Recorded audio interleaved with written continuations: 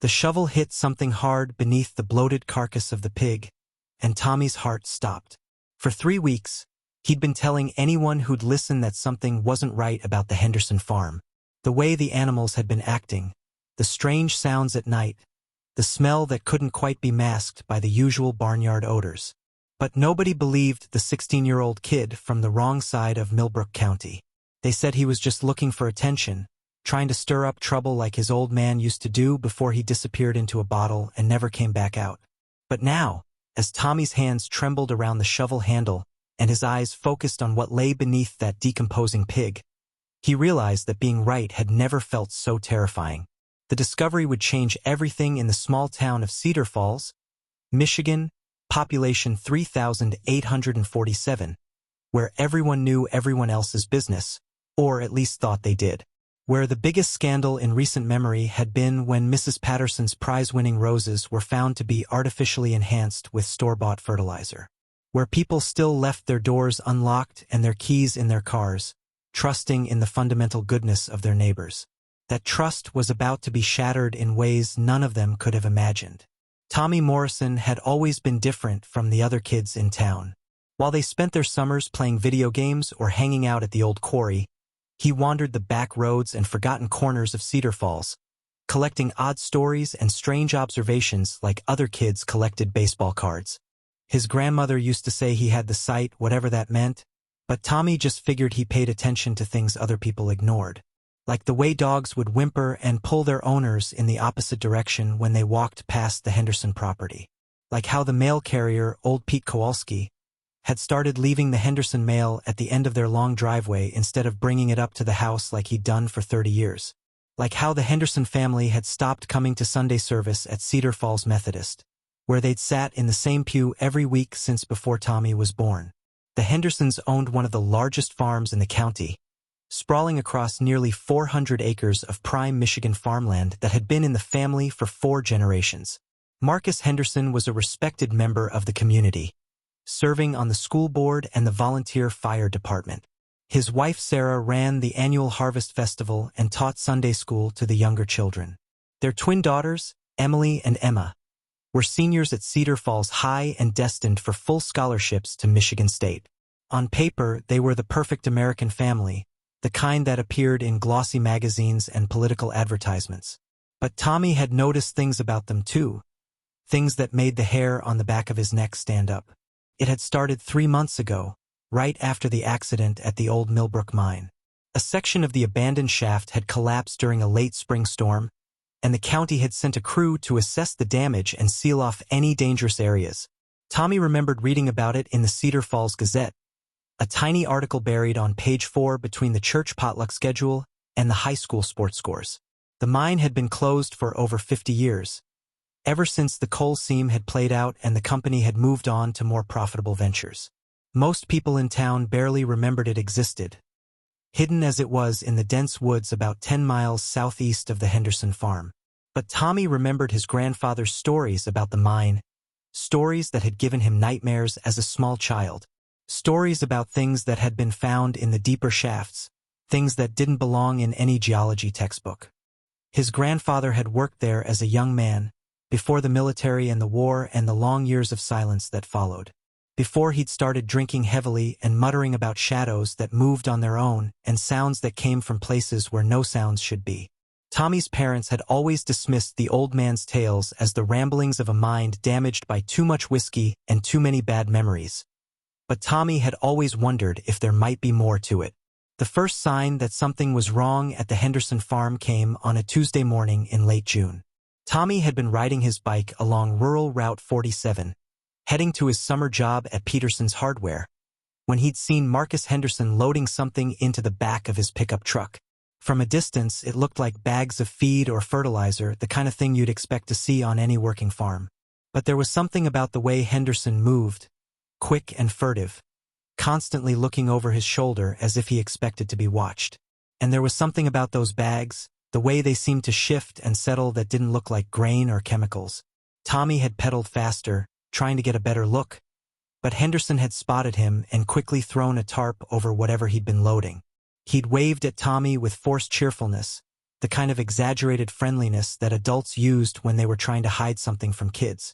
Tommy had waved back and kept riding, but the image had stuck with him. He'd started paying closer attention to the Henderson place after that, taking different routes to and from work that happened to pass by their property. What Tommy saw over the next few weeks would have been dismissed as the overactive imagination of a bored teenager if anyone had bothered to listen to him. But nobody did listen, not until it was far too late to prevent what was coming. They would remember later, after the FBI cordoned off half the county and the news vans started arriving from Detroit and Chicago and beyond. They would remember Tommy's frantic phone calls to the sheriff's department, his desperate attempts to convince anyone who would listen that something evil was growing in the heart of their peaceful community. But by then, the damage was done, and the thing that had been sleeping beneath the earth for over 50 years was fully awake. It was Sheriff Dan Kowalski, Pete the mailman's younger brother, who finally took Tommy's call seriously, not because he believed the boy's wild theories about underground creatures and midnight rituals, but because 3 families in the past month had reported missing pets, and all 3 had been found on or near Henderson property. The animals had been found in various states of decomposition, arranged in patterns that didn't look natural or accidental. When pressed for details, the families had been reluctant to talk, saying only that they'd been told by Marcus Henderson that wild animals or perhaps a pack of feral dogs had been responsible for the deaths. Sheriff Kowalski was a practical man, a 30-year veteran of law enforcement who'd seen enough of human nature to know that the most obvious explanation was usually the correct one. In his experience, when farm animals turned up dead in strange circumstances, it was almost always the result of disease, predators, or human cruelty. He'd dealt with his share of animal abuse cases over the years, and while he'd never had any reason to suspect Marcus Henderson of anything worse than the occasional violation of environmental regulations, he knew that even the most respectable citizens were capable of dark secrets. The investigation began quietly, the way all good investigations do in small towns where everyone talks and nothing stays secret for long. Kowalski started by reviewing the reports of missing animals, looking for patterns and connections that might not have been obvious at first glance. What he found troubled him more than he'd expected. The missing pets weren't random strays or animals that had simply wandered off. They were beloved family companions, well-cared-for dogs and cats that had no reason to leave their homes. And in each case, the owners reported that their animals had displayed unusual behavior in the days before disappearing, becoming agitated and fearful, especially at night. Mrs. Chen's golden retriever, Murphy, had been found 3 days after he disappeared, buried in a shallow grave about a quarter-mile from the Henderson property line. The veterinarian who examined the remains had been unable to determine an exact cause of death, but noted several disturbing details. The animal's body showed signs of having been drained of blood, and there were small, precise incisions that didn't match any known predator attacks. More disturbing still were the symbols that had been carved into the ground around the burial site, symbols that looked ancient and deliberately ritualistic. Tommy had been the one to find Murphy's grave, following a hunch and a trail of disturbed earth that most adults would have dismissed as natural erosion. When he called Sheriff Kowalski to report the discovery, he'd also mentioned seeing lights moving around the Henderson property late at night, lights that didn't correspond to any normal farm activities. Kowalski had initially been skeptical, but the discovery of the dog's body and the strange symbols had made him reconsider the boy's other claims. The sheriff began conducting discreet surveillance of the Henderson farm, parking his patrol car in hidden locations where he could observe the property without being seen. What he witnessed over the next several nights convinced him that Tommy Morrison might not be as delusional as everyone assumed. There were indeed lights moving around the property at odd hours, and they weren't the kind of lights you'd expect from routine farm work. These were focused beams that seemed to be searching for something, sweeping back and forth across the fields in systematic patterns. On the night of July 15th, Kowalski saw something that would haunt him for the rest of his life. He was positioned about half a mile from the main Henderson farmhouse, using binoculars to observe the property, when he saw a group of figures emerge from what appeared to be a large barn or storage building. Even at that distance, he could tell that these weren't the Henderson family members. There were at least 6 or 7 people, moving in single file toward a section of the property that backed up against the state forest. They carried what looked like tools or equipment, and they moved with the purposeful efficiency of people who had done this before. Kowalski had been tempted to follow them, but his training and experience told him to observe and document rather than risk blowing his surveillance operation. He watched through his binoculars as the group disappeared into the tree line, their lights bobbing and weaving through the darkness like malevolent fireflies.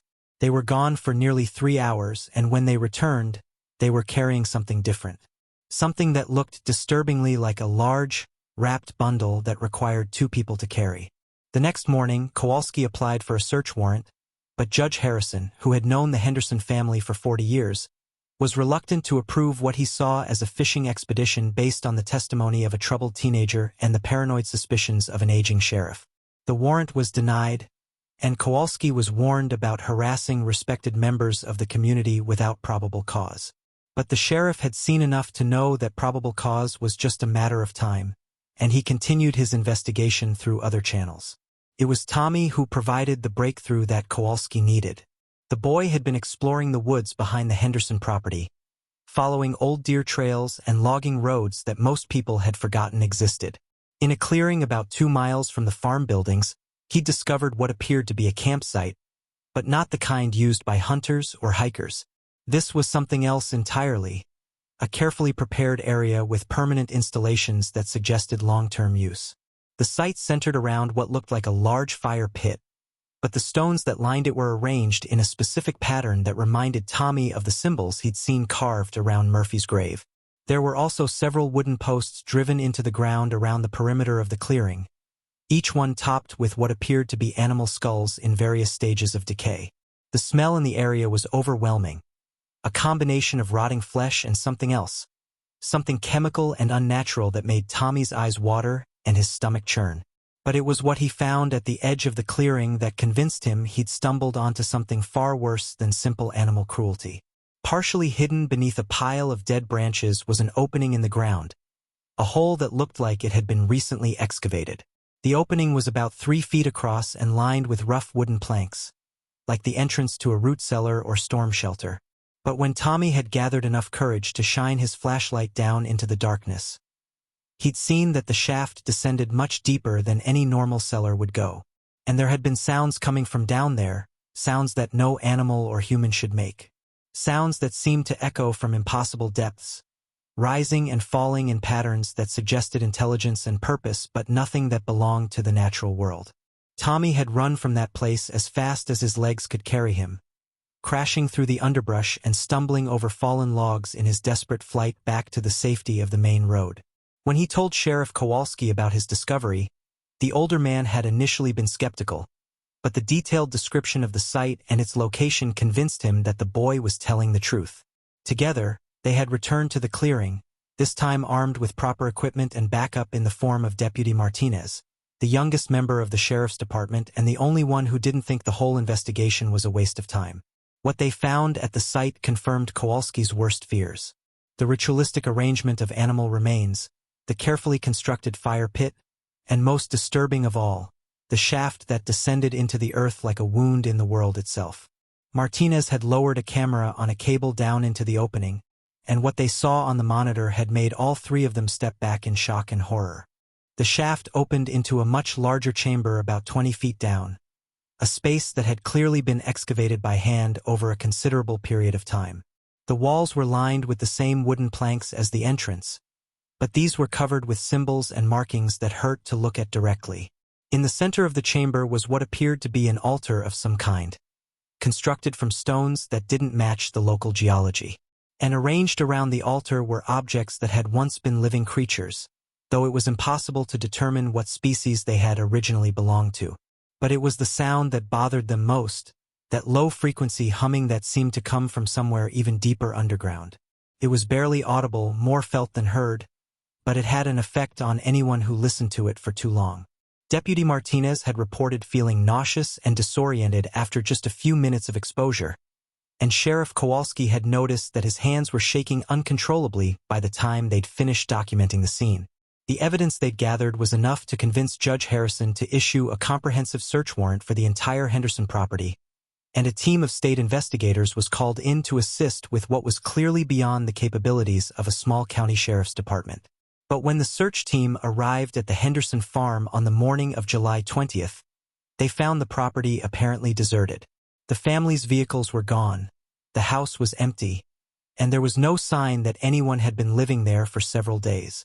It was in the main barn that they made the discovery that would turn a local criminal investigation into a federal case that would eventually involve agencies from across the country. Hidden beneath what appeared to be a normal concrete floor was another shaft, this one much larger and more sophisticated than the crude opening Tommy had found in the woods. This shaft was reinforced with steel beams and equipped with a mechanical lift system that could transport large objects or groups of people to the depths below.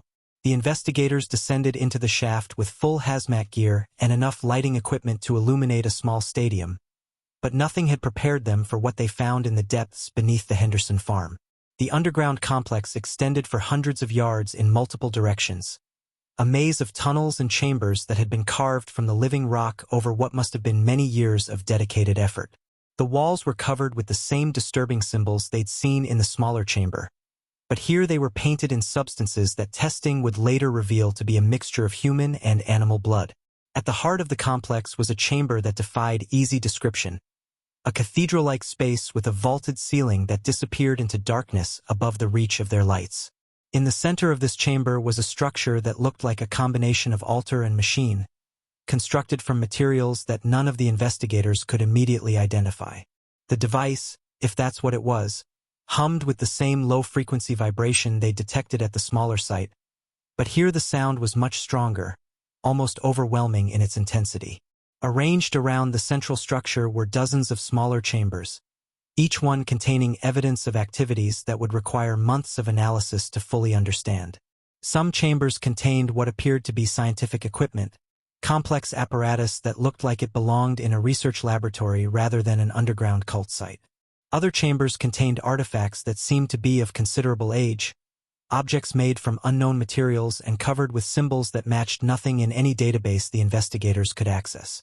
But it was in the deepest chamber that they found evidence of the Henderson family's true activities, and the reason why they had vanished so completely when they realized their secret was about to be exposed.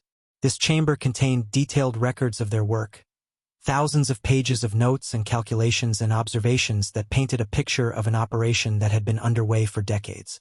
The Hendersons hadn't just been conducting animal sacrifices or even human sacrifices, though there was evidence of both. They had been attempting to awaken something that had been sleeping beneath the earth for a very long time. The records indicated that the Henderson family had known about the presence of something unusual beneath their property for over 50 years, ever since Marcus Henderson's father had first noticed strange phenomena during the construction of a new well in 1975. Instead of reporting their discovery to authorities, the family had begun a systematic study of whatever was down there, gradually learning how to communicate with it and eventually how to serve its needs. The entity, whatever it was, appeared to require regular offerings of living creatures to maintain its dormant state. The animal sacrifices that had first attracted attention were just the most recent phase of a feeding schedule that had been maintained for decades. But according to the records, the entity was growing stronger and its demands were escalating. What had once been satisfied with occasional small animals now required larger and more frequent offerings, and the Henderson family had been preparing to provide them. The most disturbing revelation came in the form of a detailed plan for what the records called the Great Awakening, a ritual that would fully rouse the entity from its long slumber and allow it to emerge into the surface world. The plan involved the sacrifice of 13 human subjects on the night of the harvest moon, just 6 weeks from the date the investigators found the records. According to the Henderson family's research, they had already identified their intended victims, a list that included several prominent members of the Cedar Falls community, as well as a number of individuals from surrounding towns. Tommy Morrison's name was at the top of the list, marked with special notation that indicated he was considered essential to the ritual's success. The records suggested that his apparent sensitivity to the entity's presence made him particularly valuable as an offering, and detailed surveillance notes showed that the Henderson family had been monitoring his movements and behavior for months. If Sheriff Kowalski hadn't taken the boy's warnings seriously when he did, Tommy would likely have been the first to disappear when the final phase of the Henderson family's plan began. The FBI team that took over the investigation found evidence that the Henderson family had not been working alone. Financial records recovered from the underground complex showed payments from individuals and organizations across the country, suggesting that what had been discovered in Cedar Falls was part of a much larger network of similar operations. The investigation eventually expanded to include sites in 7 states, each one involving families or groups that had been conducting similar activities for decades. But despite the extensive investigation and the resources devoted to tracking them down, the Henderson family was never found. They had vanished as completely as if they had never existed, leaving behind only the horrific evidence of their activities and an underground complex that continued to emit its disturbing vibrations long after the investigators had sealed it off. The entity that they had been serving, whatever it was, remained deep beneath the earth, but the investigators could never be certain that it had returned to its dormant state. Tommy Morrison became something of a local hero for his role in exposing the Henderson family's activities, but the experience had changed him in ways that would affect him for the rest of his life. He continued to experience episodes of sensitivity to things that others couldn't perceive, and he never lost the feeling that something was still watching him from the depths beneath Cedar Falls. He left town as soon as he graduated from high school, but he never stopped looking over his shoulder, never stopped listening for sounds that didn't belong to the normal world. The town of Cedar Falls tried to return to normal after the investigation concluded, but the knowledge of what had been happening beneath their feet had fundamentally changed the community. Property values plummeted, businesses closed, and many families moved away rather than continue living in a place where such horrors had been possible. The Henderson farm was eventually sold to the state and turned into a nature preserve, but locals knew better than to venture too close to the areas where the underground complex had been discovered. Sheriff Kowalski retired early, unable to continue working in a profession that had shown him the absolute worst of human nature. He moved to Florida, as far from Michigan as he could manage, but he never stopped having nightmares about the sounds that had come from beneath the earth. Deputy Martinez transferred to a different county, and Judge Harrison suffered a nervous breakdown that effectively ended his career. The investigation had claimed almost as many victims as the Henderson family's original plan would have. The official reports were classified at the highest levels, and the public was told only that a criminal organization involved in animal cruelty and illegal weapons had been discovered and dismantled. But the people of Cedar Falls knew that the truth was far worse than anything the authorities were willing to admit. They lived with the knowledge that evil could hide in plain sight for decades, masquerading as respectability while conducting unspeakable acts just beneath the surface of their quiet community. Years later, Tommy Morrison would become a paranormal investigator, traveling the country to research similar cases and help other communities that might be dealing with threats they didn't understand. He never forgot the lesson he'd learned in Cedar Falls, that sometimes the most dangerous monsters are the ones that look like ordinary people, and that the most horrific secrets are often hidden in the places where no one thinks to look. His experience with the Henderson family had taught him that evil is patient, that it can wait decades or even centuries for the right moment to reveal itself, and that the price of stopping it is often higher than anyone wants to pay. The underground complex beneath the Henderson farm was eventually filled with concrete and steel, sealed off from the world above in the hope that whatever was down there would remain dormant forever.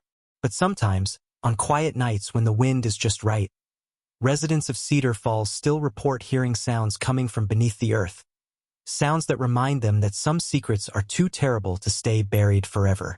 And sometimes, they remember Tommy Morrison's warning, delivered too late but with desperate sincerity.